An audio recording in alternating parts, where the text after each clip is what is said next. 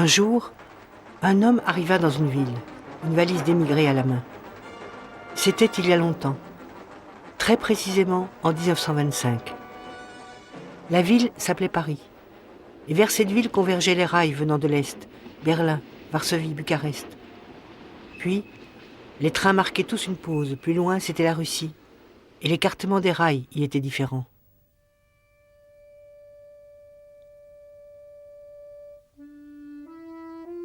L'homme qui ce jour-là arrivait à Paris s'appelait Nestor Ivanitch Makhno. Nestor, fils d'Ivan. Il était paysan. Son pays s'appelait l'Ukraine. Il arrivait ici après 3 ans d'errance, camp de réfugiés en Roumanie, prison en Pologne, procès, acquittement, poursuivi par une demande d'extradition. Extradition refusée car, dit la note diplomatique, s'il rentrait dans son pays, il risquait, avec sa femme et sa fille, la peine de mort.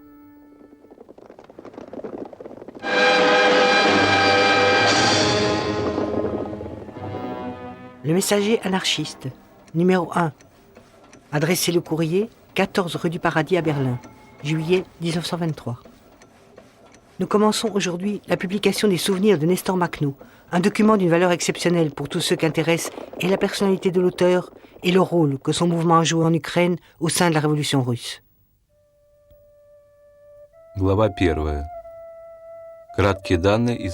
Chapitre 1. Quelques épisodes de ma vie avant la révolution de 17. Mon père était un ancien serf du propriétaire Chabilski, qui vivait dans une de ses propriétés à 7 verstes de Gulialpolye, province d'Ekatérinoslav.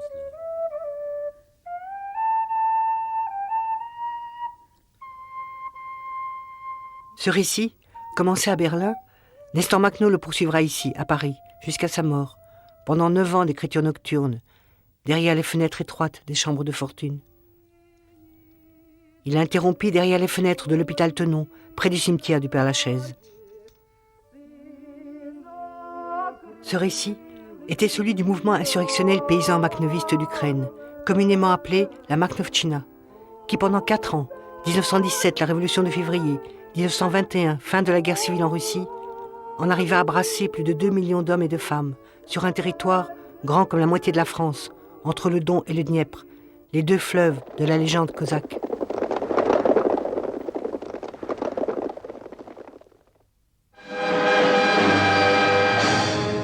En 1957, les studios Mosfilm adaptent pour l'écran le roman célèbre d'Alexis Tolstoï, Le chemin des souffrances, devenu la version officielle de la guerre civile.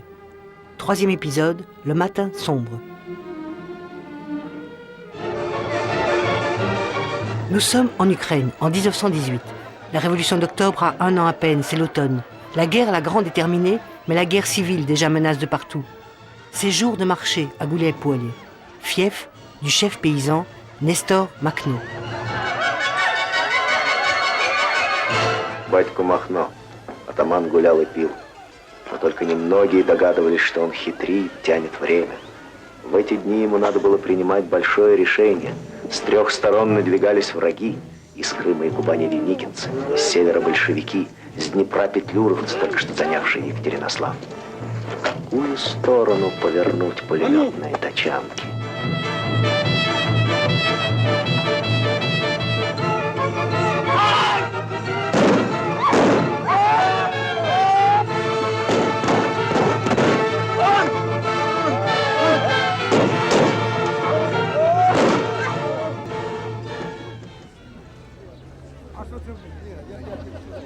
Et plus d'un demi-siècle plus tard, c'est jour de marché à Gulialpolye.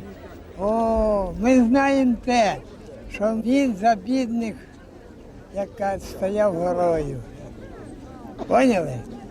А як щось те, він тікає, бо його ж б'ють. Гуляйполе був як штаб республіки. Республіка була, да. Отак у залі покладуть, приколять штиками руки і ноги, заводять патефон, той, що то з трубами було, грамофон, і танцюють. Наші діди і батьки, Махно робив. Махно хороший, не так, як тепер.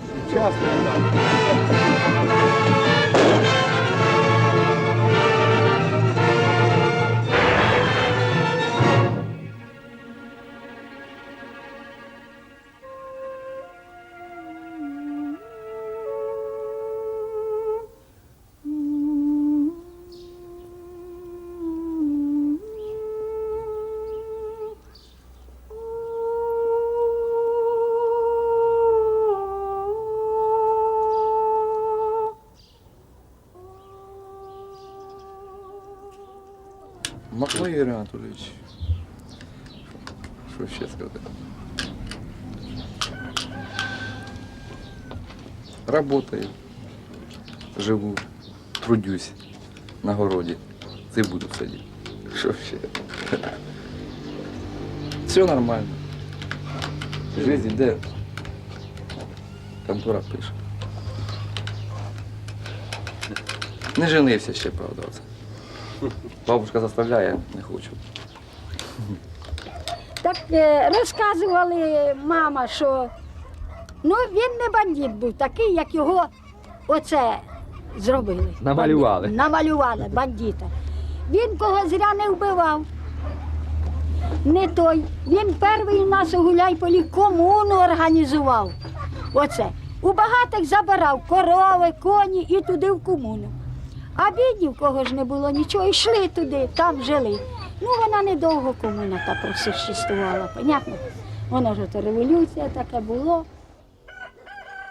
Вот на этом месте во время Великой Отечественной войны мама моя спрятала документы о Несторе Ивановиче Махно. И потом она мне после войны это все скрыла и передала. 5 frères, tous fauchés par l'histoire. Les 2 aînés, Carpa et Emiliane, fusillés devant chez eux, parce qu'ils s'appelaient Machno. Les 2 plus jeunes, Sava et Grisha, tués, en combattant aux côtés de Nestor, le cadet.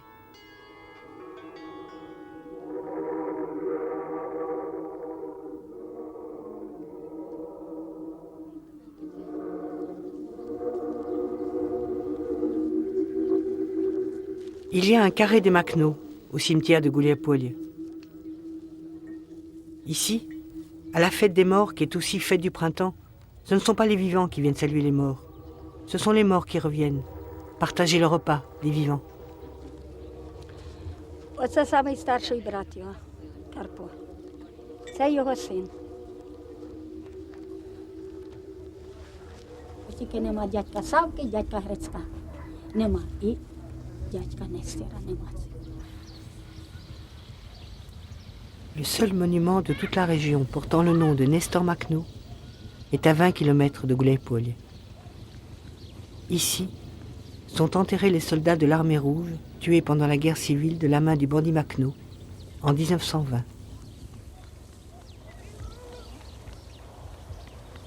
Les mots que l'on grave sont là pour l'éternité. Les mots que l'on dit appartiennent au vent. Et tout alors se met à bouger. Бабушку забрали, і часові стоять на дверях. І бабушку ж туди пропустили, а маму не пускають. А мама каже, я так от штукнула того часового і туди вскочила.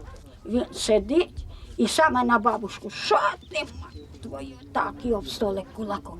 А мама в отані. Та йди на його. Слухай, Микола, а чого ж то йому не узнали його? А він свадьбу гуляв у Махна, спирт пили, гуляли в кургоні. А мама його знали. Та кажуть, слухай, Микола, а чого ж ти йому не казав, що він не по правильній путі йде? Була б ще змахнув, я б зараз до нього пішов би аж гайда шумів. Це точно. Зараз вже життя така надоїла.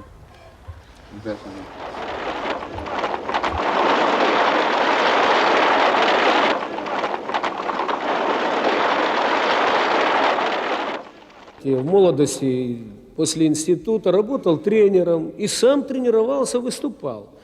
Я-то слышал о нем, мы все о нем слышали, вернее, и видели его по фильмам.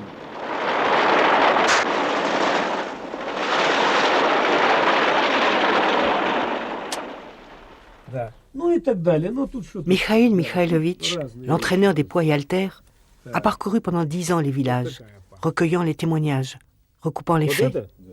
Это Махно. Это Махно и повстанчество. Потому что обязательно это слово обязательно должно присутствовать, мне кажется. Слишком большая тема.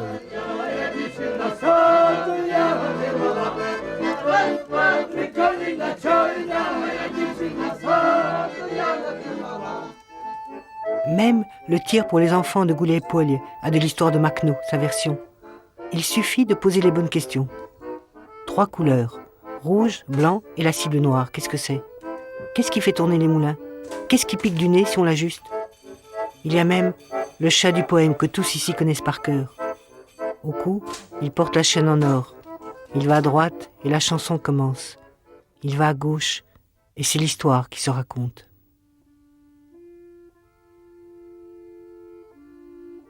Au début, un mot, la terre, immense comme ce mot. Si riche que les envahisseurs l'emportent par chariot entier. L'Ukraine, Okraïna, à la limite de. S'y sont croisées et recroisées les traces des envahisseurs, celles des anciennes républiques cosaques et celles des cosaques devenus mercenaires, celles des révoltes paysannes, celles des colons que le pouvoir impérial envoyait peupler les steppes que l'on appelait Diki Poli, le champ sauvage, et les rendre dociles. S'y sont croisées et recroisées les langues et les manières différentes de nommer et la terre et le ciel qui l'aborde, en polonais, en allemand, en russe, en grec, en yiddish, en ukrainien.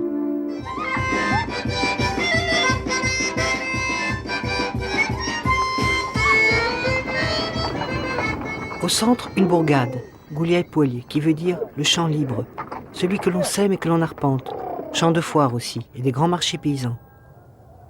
Au début de ce siècle, Gouliaï-Poilier avait 16 250 habitants.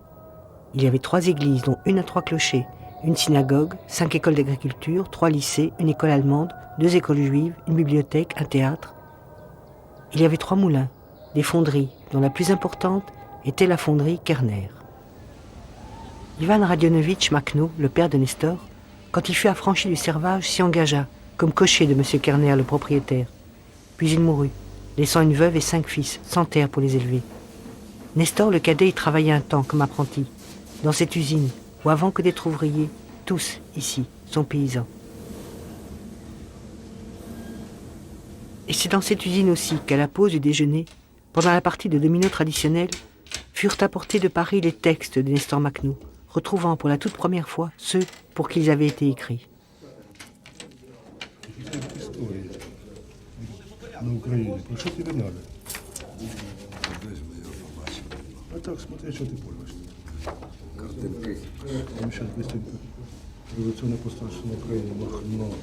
Во-первых, я считаю необходимым предупредить читателя, что в этом очерке недостает ряда весьма важных характерных постановлений и воззваний Гуляйпольского крестьянского союза, Совета крестьянских и рабочих депутатов и идейного вдохновителя Гуляйпольской de leur inspirateur крестьянской direct, le groupe anarchiste communiste, qui s'est toujours attaché avec une constance admirable à réunir les paysans et les ouvriers de cette région, leur expliquant le sens et la portée des événements, leur exposant les buts des travailleurs en général et ceux des anarchistes communistes, plus proches de la mentalité paysanne en particulier.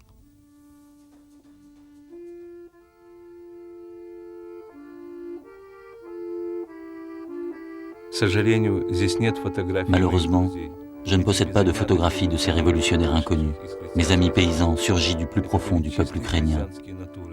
C'étaient de véritables natures paysannes, ne sachant ni mentir ni tromper. Il était difficile de les convaincre, mais une fois qu'ils avaient saisi l'idée, qu'ils l'avaient vérifiée par leur propre raisonnement, ils exaltaient ce nouvel idéal partout, en toutes occasions.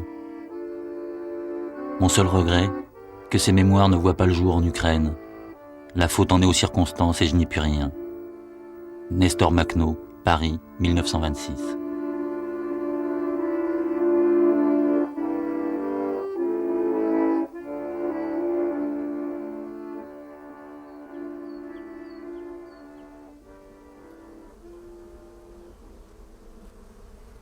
Я вчитель історії місцевої школи. Працював у цій школі більше 30 років. І скільки я й пам'ятаю, моєї роботи в школі я займався збором матеріалом за події громадянської війни, які відбувалися в нашому краї. А от в цій папці у мене самий цінний матеріал, який поміщений в цих документах, це, звичайно, та програма анархістського руху. І вона, по суті справи, на сьогоднішній день перед нами постає не такою, яку ми нам преподносили, а яка вона була в дійсності. Nous sommes au tout début du siècle, de nouveau à l'usine Kerner.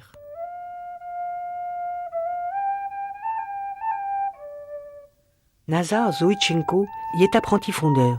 Il a 14 ans. Son récit s'est conservé, miraculeusement transmis de père en fils. À Gouliaï-Poilier, nous avions un groupe de théâtre amateur de très haut niveau dont je faisais partie. Un jour, le jeune Nestor Makhno est venu me voir à l'atelier pour me demander s'il pouvait y participer. J'étais un peu étonné car il était de très petite taille, Et c'est ainsi que nous nous sommes connus. L'usine aux ouvriers, la terre aux paysans. La terre aux paysans, c'est déjà une formulation moderne. Il y en a une autre, plus ancienne, née au siècle dernier de l'arrachement combien douloureux au servage. Terre et quoi? Comment traduire le mot utilisé, volia, qui en russe veut dire à la fois liberté et volonté et espace sans limite? Вот сейчас я вам прочитаю архивные материалы о революционных событиях в наших краях за 905 год. Имею честь доложить вашему превосходительству, что и по дополнительным сведениям, оставленным мне в имении штаб-ротмистера Мазаракия, продолжается самовольное расхищение хлеба, кормов, зерна не только местными крестьянами, но и крестьянами соседних деревень. À Goulet-Polje se forme l'Union des laboureurs pauvres, autour d'un jeune paysan, Valdemar Antoni, de parents tchèques, qui avait vécu un temps à la ville et avait rejoint les groupes anarchistes. C'est la révolution. Nazar l'apprenti, avec tout le groupe de théâtre de l'usine, vient rejoindre le mouvement. Et aussi Nestor Makhno. Il a 16 ans. Zarathustra, c'est ainsi que nous appelions Antoni, nous ramenait des vivres et aussi des armes pour la lutte révolutionnaire. Chaque soir ou presque, nous, paysans n'ayant que peu de connaissances, nous nous réunissions dans un pré ou dans une ferme ou dans une grange autour des livres. Et c'était pour moi des soirs pleins de lumière et de joie. Nous lisions tout, Proudhon, Bakounine, Kropotkin, l'histoire de la culture. Mais surtout, nous nous passionnions pour l'astronomie, les planètes, les étoiles et l'histoire de l'apparition de l'homme sur la Terre. En réaction, les propriétaires ont créé l'Union des Russes véritables. Parmi les ouvriers se sont trouvés aussi de ces Russes véritables. Leur slogan était simple, « Tue le Youpin, sauve la Russie ». Et ils organisèrent des pogroms.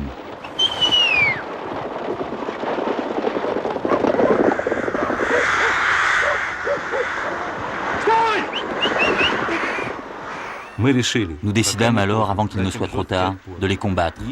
Les Russes véritables rentrèrent sous terre. Ce fut notre première victoire. 1er mai 1907, jour de manifestation interdite à Goulet-Polje. Tous ici sont recherchés par la police. C'est la première photo souvenir.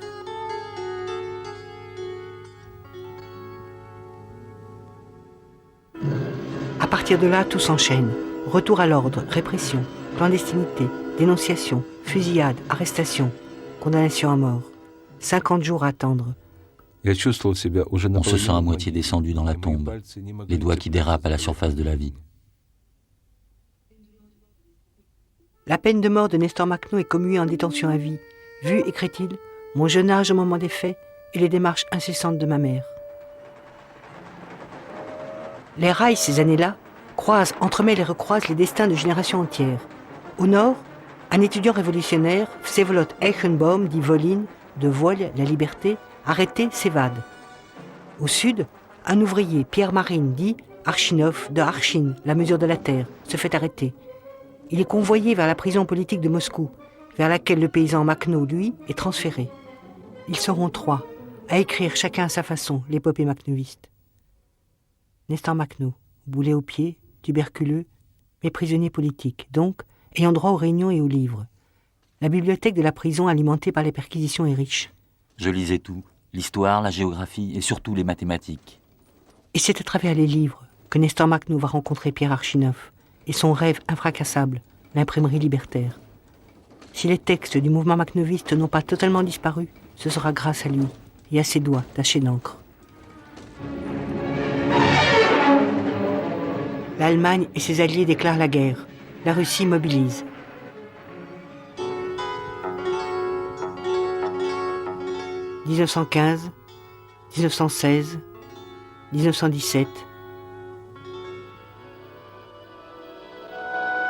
La révolution de février.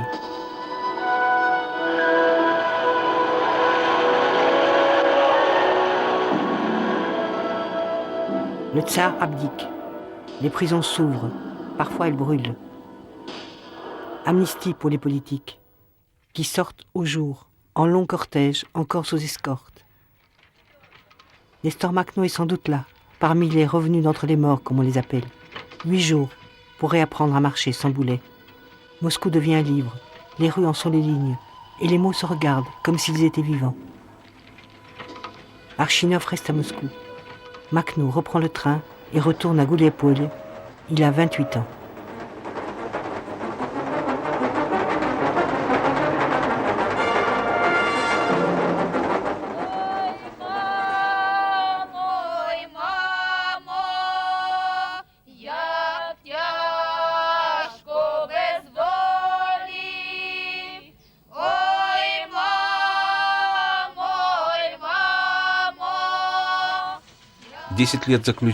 Dix ans de détention n'avaient en rien ébranlé ma foi dans la force créatrice d'un travail libre, fondé sur l'égalité et la solidarité.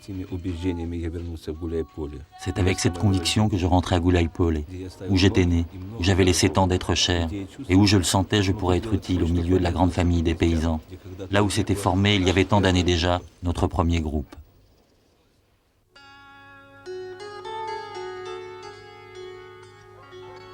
Тут же вже там, які знають, Нестір прибігли ж, бабушки сказали, а він іде, як розлітай той.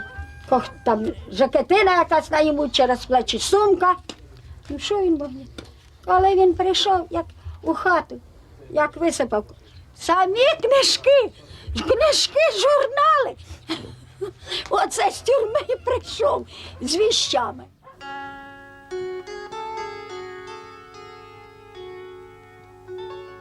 Все вот эти, так сказать, исходящие из Петрограда декреты, постановления, они все опаздывали.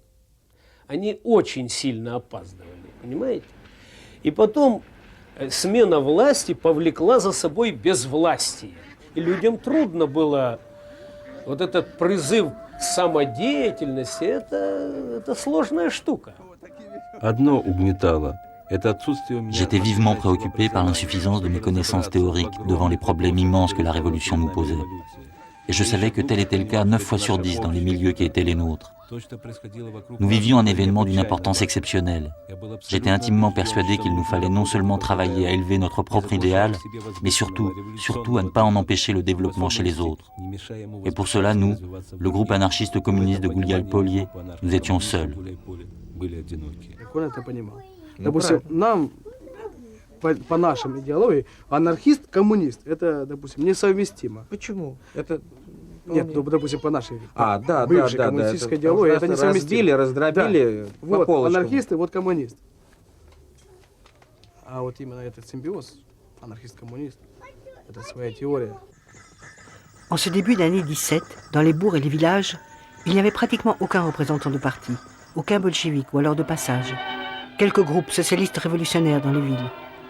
Cette solitude et la détermination de quelques-uns va être la marque de ce qui va se développer ici pendant les 9 mois qui séparent février, la disparition de l'ancien pouvoir, d'octobre, l'établissement d'un nouveau pouvoir parlant au nom de la Révolution.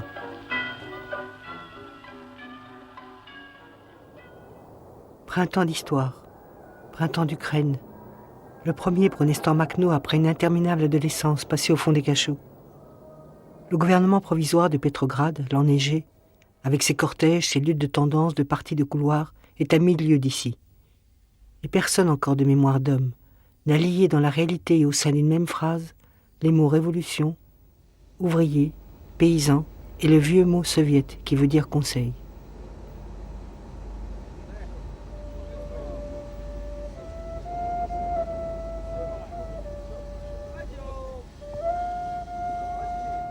Они собрали громадный материал. Что представляет собой вот этот район в земельном смысле?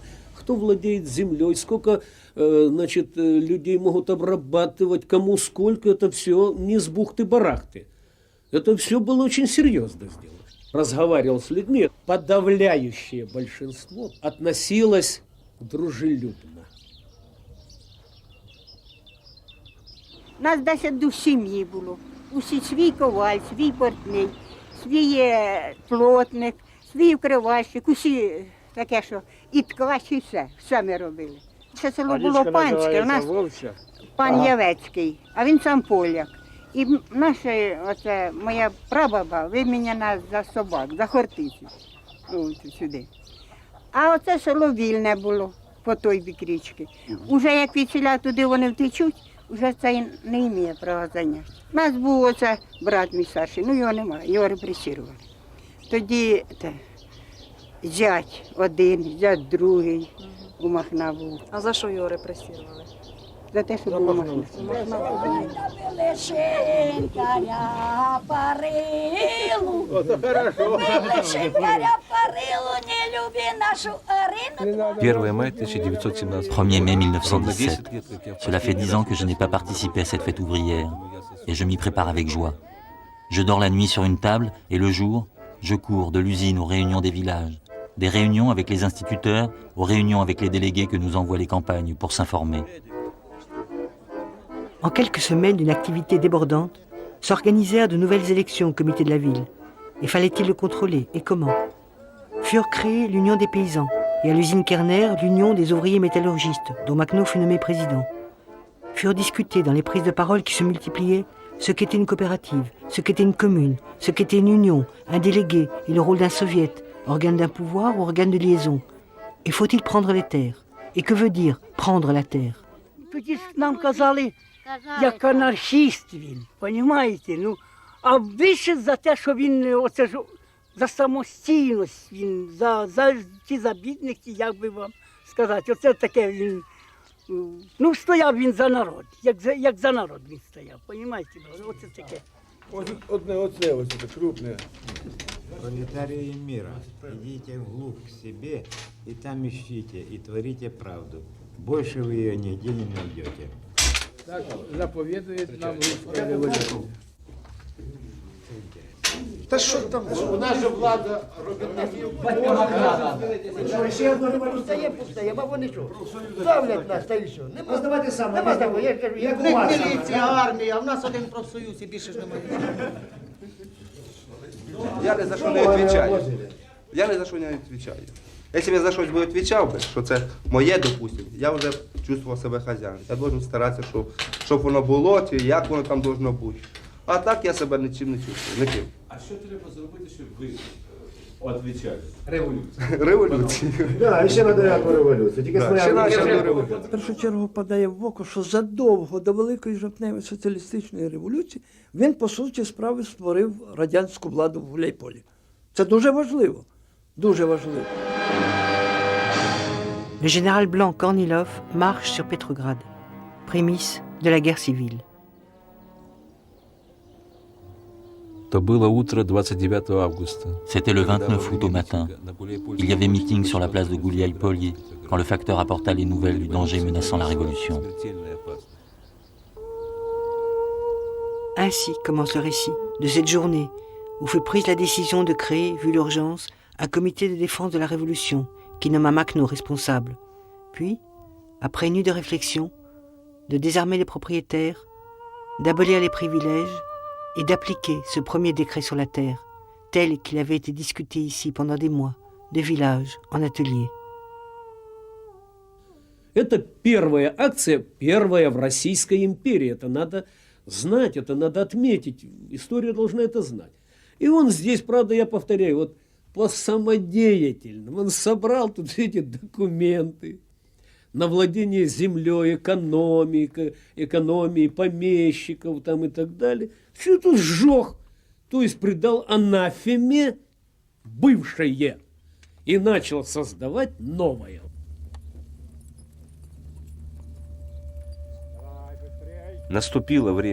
Voici qu'est venu le moment de réaliser le rêve séculaire.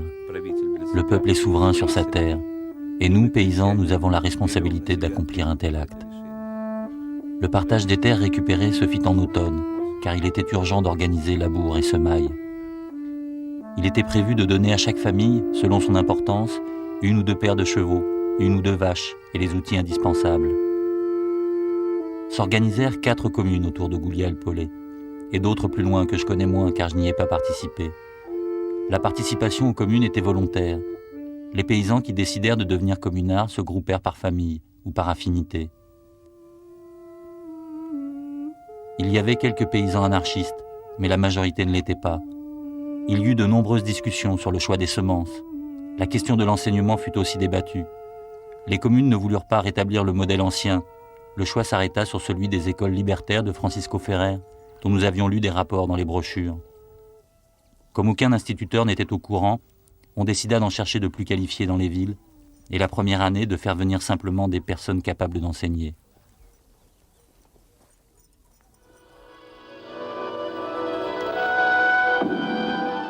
Prise de pouvoir par le parti bolchevique.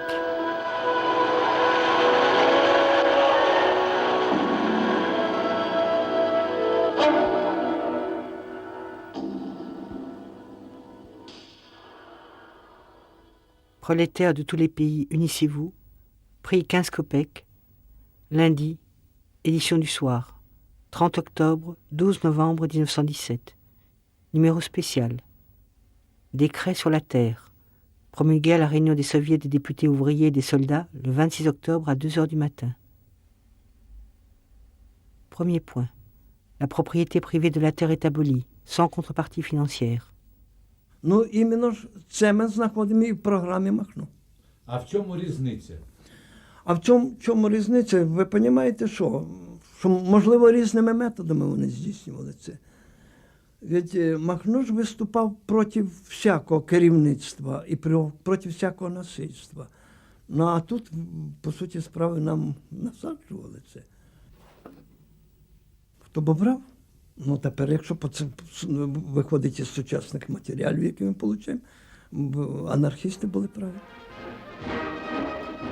Утверждаю, что в первые 2 месяца... Je peux affirmer que pendant les 2 premiers mois, ceux qui en Ukraine se regroupaient autour des conseils se réjouirent du coup d'État d'octobre, car ils reconnaissaient qu'à la base se trouvaient les principes d'une véritable révolution, venant des profondeurs des villages et des ateliers enfin réveillés, tout en restant vigilants, car les premiers commissaires arrivaient avec les premières directives, les premières inspections. Les paysans venaient nous voir. Nous sommes des gens obscurs, disaient-ils, il faut nous expliquer. Eux viennent, crient, puis s'en vont. Et après ils disent que le paysan est contre le pouvoir des soviets.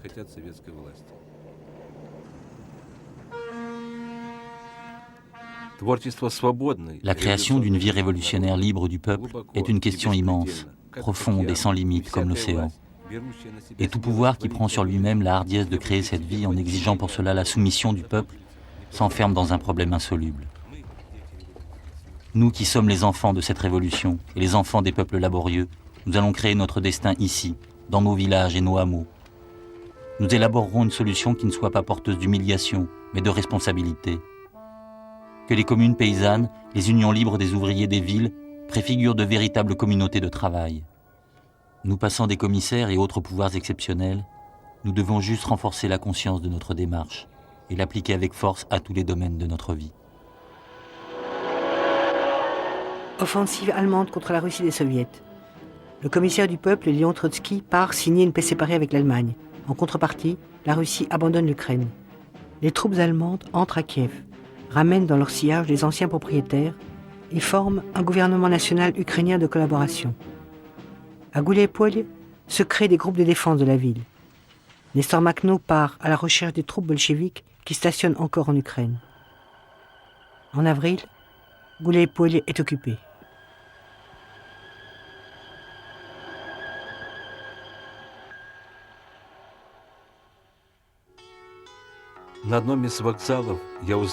C'est sur le quai d'une gare de passage que j'ai appris l'occupation de Gouliaï-Polye. Quant à la fuite des forces révolutionnaires, je la voyais tout autour de moi. Quelque chose d'incompréhensible et de lourd me serrait le cœur. Une telle angoisse que je me couchais là, sur le quai, sans penser pouvoir repartir. C'est l'exode. Les insurgés de Gouliaï-Polye, redevenus clandestins, réussissent à se passer le message. Rendez-vous dans 3 mois. D'ici là, que chacun tente de comprendre ce qui paraît à tous une trahison de la Révolution. Je voulais remonter jusqu'à Moscou, rencontrer les anarchistes de la capitale et prendre la mesure des intentions du nouveau pouvoir. Pour arriver ici, Makhno avait erré d'une gare à l'autre. C'est d'une image à l'autre que dans cette ville il va marcher. D'un côté, celle de ce pouvoir qui depuis 6 mois était ouvrier paysan et avait pris la décision d'abandonner l'Ukraine. De l'autre, l'image de la prison de Petrograd, brûlée lors des journées de février qui libérèrent les prisonniers. C'est dans cet espace, de fenêtre en fenêtre, que va se prendre la mesure de la distance qui sépare les mots de Gouliaï-Polje, de ceux qui désormais ici vont se battre pour occuper les pages des livres, comme on occupe une terre, à tous les temps. Première fenêtre, visite au cercle révolutionnaire. Deuxième fenêtre, visite à Pierre Kropotkin, qui, écrivit Makhno, m'accueille avec chaleur et tendresse. Troisième fenêtre, visite à Pierre Archinov, le compagnon retrouvé. Avec lui, nous sommes allés dans toutes les réunions, toutes les discussions, toutes les conférences, tous les meetings. Et je réfléchissais à ce que j'avais observé dans les usines, où régnait la pensée si répandue chez les ouvriers fascinés et crédules qu'il fallait tout consacrer à créer non son destin, mais son pouvoir et sa dictature. Une dictature qui me séparait d'eux, car ni moi ni mes frères en travail, les paysans, nous n'étions prolétaires.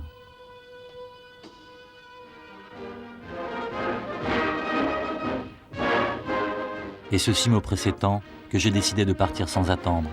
Mais pour l'Ukraine occupée, il fallait maintenant des laissez-passer, et c'est ainsi que, presque par hasard, je me suis retrouvé au Kremlin. Quatrième fenêtre, la plus improbable. Celle qui ouvre sur la rencontre entre les paysans libertaires Nestor Ivanovitch Makhno et Vladimir Ilitch Lénine, le révolutionnaire professionnel de la méthode. Pas deux stratégies, deux visions du monde. L'une fondée sur un modèle à forger, l'autre sur celui d'une démarche à affirmer. La mise en scène de la rencontre entre le bolchevique et l'anarchiste fait partie des classiques, même si de version en version le personnage de Makhno s'est radouci. Le lieu, pas le Kremlin, mais le Gouliaï-Polje de Nestor Makhno le partisan. Le sujet, la négociation d'une alliance. L'enjeu, fonder l'impossibilité historique, idéologique et même stratégique d'une telle alliance. Tout ici est emblématique. Une partie de cartes, rouge et noire sur fond blanc. 4 partenaires. Le marin russe, porteur de la révolution d'octobre, c'est-à-dire d'un ordre déterminé par les lois de l'histoire. Nestor Makhno, le paysan, porteur dans cet ordre-là d'un désordre qui échappe à ces lois. À droite du marin, le théoricien de l'anarchie, velléitaire et irresponsable. À gauche, l'officier blanc, trahissant sa classe au nom de la patrie. Еще в Париже мы начали спор с вашими большевиками.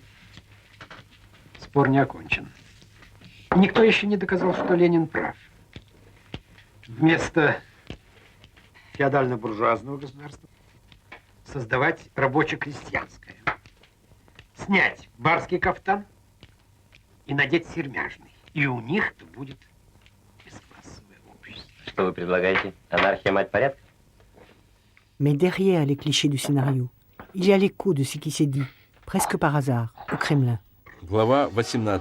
Chapitre 18. Ma rencontre avec Lénine. Lénine m'accueillit paternellement et me fit asseoir.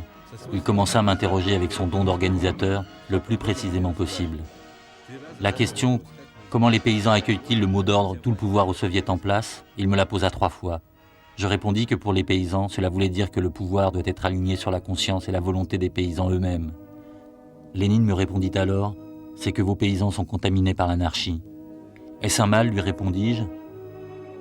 Lénine me posa ensuite la question des détachements rouges, de leur lutte héroïque contre l'occupant, du manque de soutien des paysans. J'ai peur, camarade Lénine, que vous soyez mal informé, répondis-je. Vos groupes restent loin des routes et ne combattent pas dans les campagnes. Comment voulez-vous que les villages les soutiennent? Ils ne les voient jamais. Lénine se mit à rire. Vous, les anarchistes, vous écrivez et pensez au futur. Vous êtes incapables de penser au présent. Je répondis que j'étais un paysan illettré, qu'il m'était difficile de discuter un point aussi important. Mais je peux vous dire, camarade Lénine, qu'en Ukraine, en Russie du Sud, comme vous dites vous, les bolcheviks, nous sommes plongés dans le présent, et que c'est à travers lui que nous cherchons à nous rapprocher du futur, auquel c'est vrai nous pensons, et nous pensons très sérieusement. Je ne supportais plus Moscou. Ce Moscou futile et bruyant, où se mourait la révolution doucement dans le tourbillon de la politique du pouvoir. Moscou l'a perdu, que j'en étais arrivé à haïr, qui entretenait des centaines d'oisifs de la cause. Ceux des partis vainqueurs et les autres, qui se perdaient à chercher dans l'anarchie une sorte de perfection qui n'appartenait pas à la vie. Et bouillait en moi le désir de me retrouver en Ukraine, avec les gens des villages, et là, avec eux, comprendre ce qui n'avait pas été accompli, me battre contre ce qui était, mourir ou libérer l'Ukraine. Makhno apprend la mort de ses 2 frères abattus par l'occupant. Il reçoit enfin le message de ses compagnons lui précisant comment Gouliaï-Polé avait été pris et désarmé en avril. Mon cher Nestor Ivanitch, tous les membres du comité révolutionnaire, paysans, ouvriers, sont arrêtés et attendent d'être exécutés. 3 heures avant l'occupation, la compagnie juive nous a trahis et est passée du côté des troupes ennemies. Tous les paysans sont déprimés, la haine envers les juifs est grande.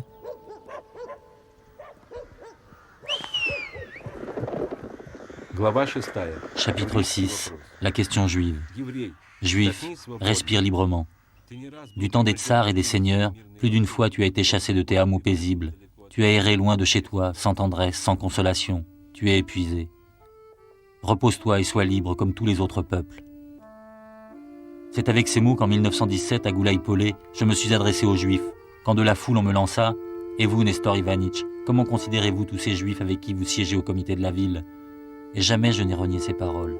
Jamais dans la suite des événements, ni dans mon activité révolutionnaire, je ne m'en suis détourné, comme Pierre s'est détourné de Christ. La lutte contre l'antisémitisme, le mouvement makhnoviste l'amènera inlassablement, à l'extérieur et à l'intérieur de ses rangs. Car il y aura, les chiffres exacts sont impossibles, près de 60 000 juifs massacrés pendant la guerre civile en Ukraine, qui fut l'une des plus féroces et des plus troublées. La voie vers la liberté, quotidien des insurgés révolutionnaires d'Ukraine makhnovistes, paraissant en 2 langues, ukrainien et russe. Numéro 42, prix 2,50 roubles, 3 roubles dans les gares. Le prochain congrès, pouvoir et non-pouvoir, réunion au théâtre, réunion de chômeurs. Honte. Honte à ceux qui se laissent aller à maltraiter un juif. Honte à ceux qui se font passer pour makhnovistes et entachent l'honneur du mouvement. Honte à ceux qui le salissent au nom de leurs intérêts. Signé Voline, l'ancien étudiant juif et libertaire, qui sera un temps responsable de la commission culturelle makhnoviste. Au Père-Lachaise, sa plaque funéraire jouxte celle de Nestor Makhno. L'accusation d'antisémitisme fut et reste une des plus pernicieuses de toutes celles qui ont visé et visent le mouvement makhnoviste. Nestor Makhno, anarcho, bandit antisémite. Ce qui fait de lui et de tout son mouvement pour tous et tous les bords, non pas un ennemi, mais une nuisance. Pour l'instant, tout est simple et infiniment dangereux à la fois. L'occupant imprime ses propres billets de banque dans une langue qui est aussi souvent celle des propriétaires qui reviennent, tuent, brûlent, détruisent, saccagent. Il faut libérer l'Ukraine. Des premiers groupes de résistants se forment, sans lien les uns avec les autres, chacun menant ses propres actions sur son propre terrain. Тут, в 1918 році, відбулося об'єднання 2 загонів. Загона місцевого матроса Чорноморського флоту Щуся, який мав у своєму складу невеликий загін, і загін Нестора Івановича Махна. Ну, а щось він порозказував. Це ж по розказу, значить, він був у Кронштадті. Його послали як революціонера. Ну і він нас обирав, їх 12 чоловік. А вони розсипались по вулицях, по 7 там чоловік. І ото на конях, як підняли крик, стрілянину, така й стріча, це тут були дерев'яні мости, як кинулись тікати. А наші мужики всі, хто що попав у руки, і, той дрючину, той лопату, той вила, і оце гнали тут, в річці тікали, в річці вбивали. C'est au soir de cette première victoire de partisans que les paysans donnèrent à Makhno le nom de Batko, le père, et le mirent à la tête du mouvement insurrectionnel. Він як батько захищав людей наших. А хто знає? Захищав взагалі свободу всю. А хто знає чого? Сказали батько всі. Батько Махно.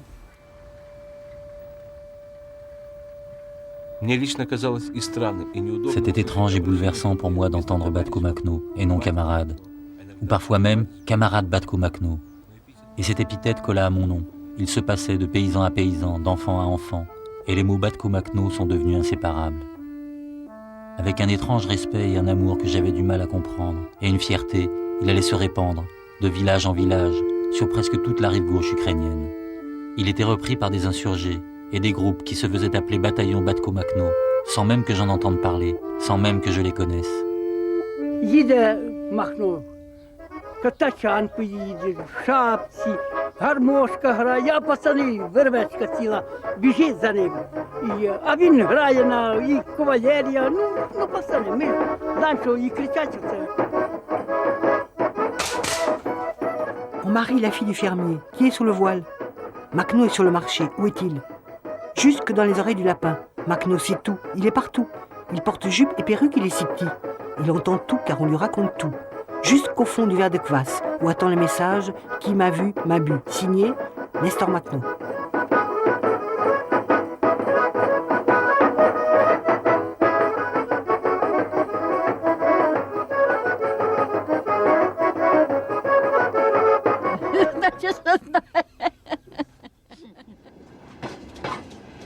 À Goulier-Poële, les groupes partisans affluent. L'un des plus importants venant du sud sera celui du cheminot, Victor Bellache. Victor Bellache, aux côtés de Nestor Macno, prendra la responsabilité de fédérer cette armée composite et d'en préserver autant que faire se pourra les principes fondateurs. Autodiscipline, volontariat et le choix des responsables. C'est la deuxième photo souvenir, celle de la mise en scène d'une histoire dont chacun peut devenir le personnage possible.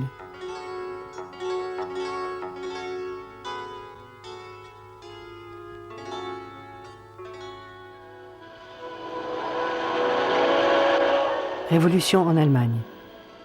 Les troupes d'occupation évacuent. À l'ouest, un nouveau pouvoir national se forme. À l'est, l'armée blanche avance.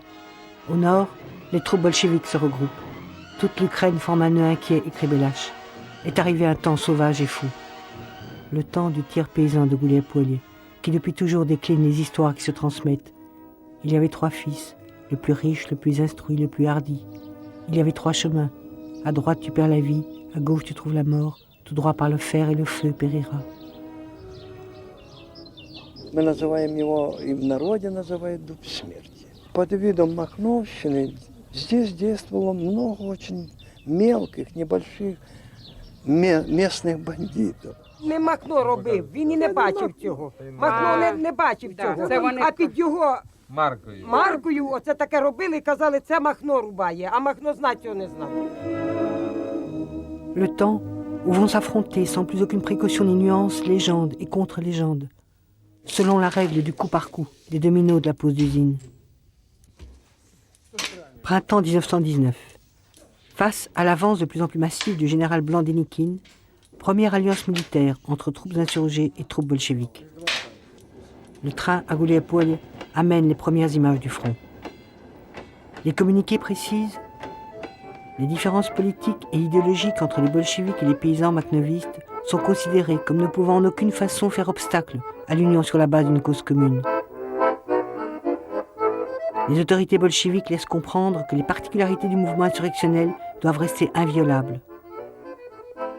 Printemps 1919. Printemps de la première alliance entre gardes rouges et paysans insurgés.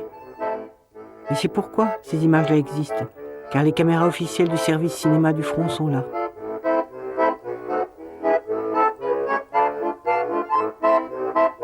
La caméra filme et soudain,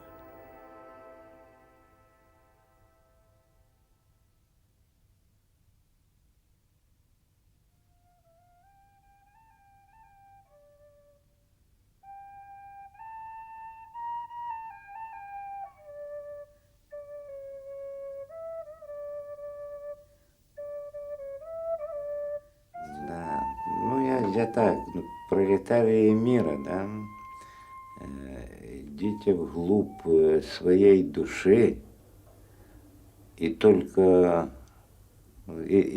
там вы можете найти правду. Ну, примерно, ну там надо. Это... А сегодня для вас эти слова имеют какой-то смысл? Они не только сегодня, а і раніше вони мали для мене цей смисл. Тільки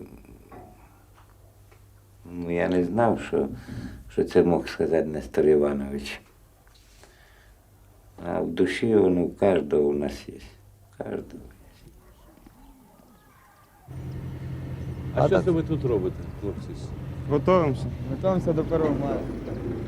Se préparer pour le 1er mai cette année-là consista pour quelques-uns à se faire prêter par le kolkhoz une tachanka, des chevaux, pour faire défiler à Gouliaipole les mots de Nestor Makhno lus dans les livres. Андрій Миколаївич, представтесь, хто ви, звідки ви? Гуляйполь. Як ви звуть? Бондаренко Андрій Миколаївич, 26-го года рождения. Сам місний Гуляйполе. Батьки тут жили самі в Гуляйполі. І ми проживаємо. Так, зараз ще хвости помию, хорошо. Bondarenko, comme Igor Bondarenko de la première photo souvenir, prise le 1er mai 1907, mais qui, lui, fut fusillé. Du kolkhoz à Gouliaipole, de la première photo souvenir à la dernière, celle de l'état-major de l'armée insurrectionnelle makhnoviste, ouvrière et paysanne, du temps de la guerre civile. Здесь я отыскал фотографию штаб батьки Махна. Сидит Нестор, жена его Галина Андреевна, начальник штаба Виктор Белаш, его брат Савелий Махно, Григорий Махно. Ils sont tous là, photographiés cette fois non chez le photographe, mais en pleine rue, ici, chez eux. C'est la 3e photo souvenir. Celle d'une histoire, écrira Makhno, où la liberté de chacun serait la responsabilité de tous. Et derrière la photo, le Gouliaipole de la commune de Makhno, telle qu'elle est restée dans la mémoire, et telle qu'elle transparaît dans les images des films, avec ses manèges, car il y en a eu, ses marchés, ses soirées de théâtre, ses chants, ses drapeaux noirs, les allées-venues des troupes allant au front ou en revenant. Et derrière ce Gouliaipole, la carte, dessinée à la main par Pierre Archinov, qui avait rejoint Makhno et ne le quittera plus. Zone d'influence du mouvement makhnoviste, qui va, à partir de Gouliaipole, s'étendre à toute l'Ukraine de l'Est, redevenant le champ sauvage d'une guerre civile, guerre de mots, bien plus que d'espace. Prolétaires du monde entier.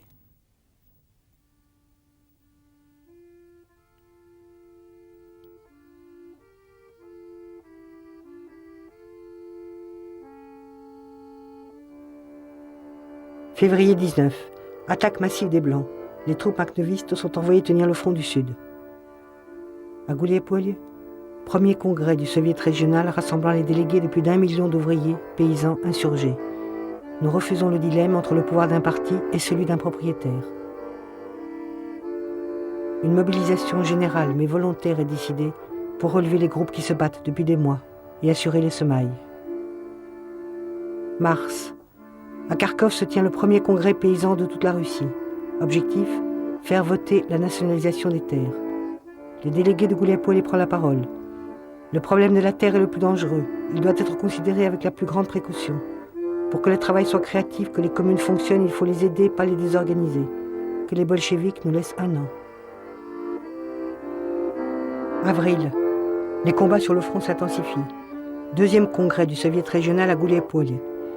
Des délégués de 72 districts, représentant plus de 2 millions d'hommes et de femmes, prennent part au débat. À la fin du congrès, tombe une dépêche. Le congrès est déclaré contre-révolutionnaire et ses organisateurs hors la loi.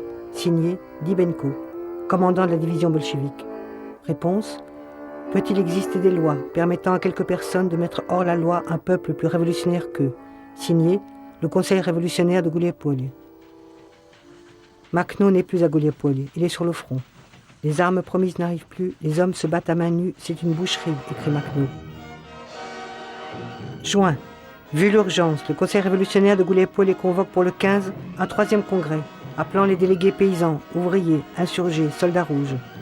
Paraît dans le journal officiel des Izvestia un article titré « La Makhnovtchina », signé par le président du Conseil militaire de la République, Léon Trotsky. La terminaison tchina en russe est péjorative. Pour la première fois, le mouvement makhnoviste est qualifié de ramassis de bandits, assassins, pillards, petits propriétaires, contre-révolutionnaires. Makhno lance un appel. Frères, ouvrir un front à l'intérieur du mouvement révolutionnaire est un crime jamais encore accompli. Nous ne le ferons jamais.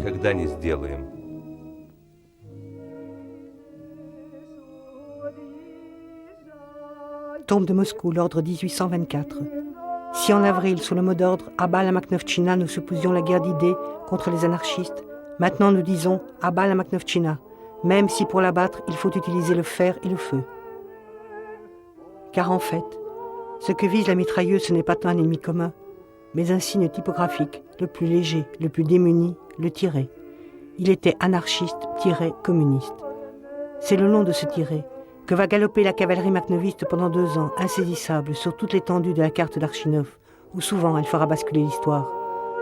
À la tête de cette armée, qui passe de la charrue au fusil, le paysan Nestor Makhno, dont les exploits, déjouant toutes les stratégies, toutes les prévisions, écriront l'épopée. Par 3 fois, face à l'ennemi commun, les Rouges proposeront l'alliance. Et par 3 fois, l'ennemi repoussé, la dénonceront. Alliance impossible et en même temps incontournable.